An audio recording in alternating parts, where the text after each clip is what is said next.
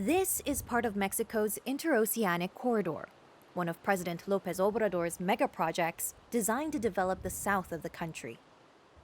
It includes work on a breakwater at Salina Cruz in Oaxaca. This coastal area has a reputation as a landing spot for precursor chemicals to make fentanyl and meth.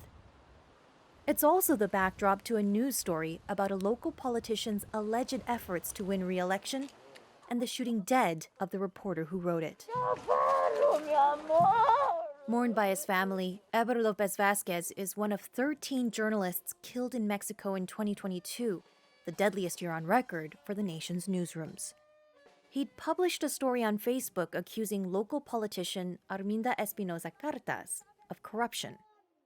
Her brother was one of the two men arrested, but no one was charged over Lopez's murder. Espinosa herself did not respond to Reuters' requests for comment. Since Lopez's death, fellow journalists say they are more afraid to publish stories delving into the Corridor Project or ones touching on drug trafficking and state collusion with organized crime. We'll keep on informing, but the most important thing is to stay alive. There are definitely issues you cannot address.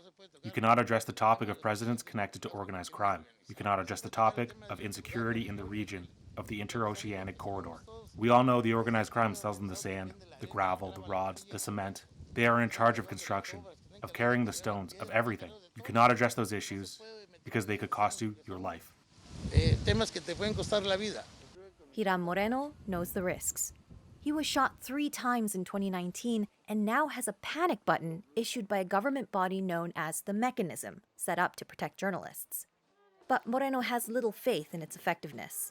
The mechanism is not the solution to guarantee the safety of any journalists in Mexico. They have not done, and they will not do it, because there are elements and resources to do so. What the current government lacks is the will to guarantee the safety of all the journalists who are at risk. We are not special people. We are not agents of change. We inform.